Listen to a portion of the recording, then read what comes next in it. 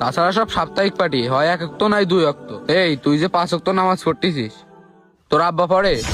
তোর পড়ে কোনো ফায়দা আছে? তোর আব্বার আগে নামাজ পড়তে নিয়ে আসবি।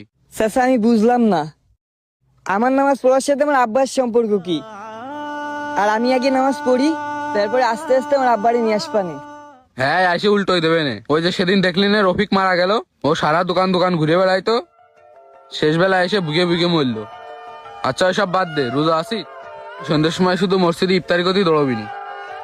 চাচা ছোট মুখে একটা বড় কথা কব, স্কুল কলেজ কাজকর্ম সব বন্ধ, তাই ভাবিলাম বাড়ির কাজ করে আইসে এই আরবিরা একটু শিখবো, নামাজের সুরগুলো একটু শিখবো।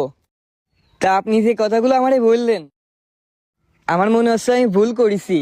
চাচা রাগ করেন না, আমি জানি আপনি 5 ওয়াক্ত নামাজ কালাম পড়েন, সবসময় মসজিদে এসেই পড়ে থাকেন। আপনি অনেকবার হজ করছেন, সবসময় তাবলিগি যান। কিন্তু চাচা আমি হয়তো ইসলাম সম্পর্কে তেমন একটা বুঝি নে, তবে আমি এটুকু শুনছি যে এই জিনিসটা নাকি যে পারে তার উচিত আরেকজনের শিখানো। আর নামাজ পড়তে যে আগ্রহী না, তাকে ভালোভাবে মাথায় হাত দিয়ে বোঝায় নামাজের উপর আগ্রহী করা। কিন্তু আপনি যে বুঝাইলেন আমারে, তা আমার এর প্রতি আর আগ্রহই থাকলো না। চাচা আমি লোকের মুখে শুনেছি, মসজিদে বসে এসব কথা ক্ষতি নেই, তাও করছি। অনেকে নাকি নামাজ পড়তে আসতে চায়, কিন্তু আপনাদের যে আরেকটা কেন আর এই কানাকানি করা না, এগুলোর জন্য আর লজ্জাতে আসতে চায় না। চাচা দোকানপাটে কি হইলো, কে খারাপ ছিল কে ভালো ছিল, এগুলো নিয়েও তো আলোচনা করা উচিত না? আমাদের ইসলামে কোনো জায়গায় নেই। তাহলে আপনি করতেছেন কেন? আপনি কিরাম হজ করেছেন? আর চাচা দোকানপাটে তো আপনাকে নিয়েও আলোচনা করে। আপনি নাকি 100-150 টাকা মসজিদে দান করলে হুজুরি কানে কানে যায় কন, যিনি নামটা একটু জোরে জোরে কয়।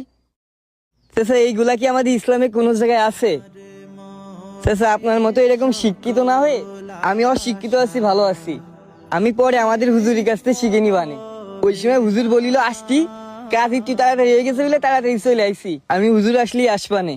ভাই ভিডিও শেষ হয় নাই, কিছু কথা শুনে যান। হ্যাঁ, আমাদের বর্তমান সমাজে কিছু হাজি সাহেব বারবার হজ করে আসা, বারবার ইস্তেমায় যাওয়া, তাবলিগে যাওয়া কিছু হাজি সাহেব, তারা নিজের ইমানটাকে অনেক বড় মনে করে, তাই কাউকে দাম দিতে চায় না। সত্যি বলতে একটা কথা কি জানেন, ইসলাম হলো শান্তির ধর্ম।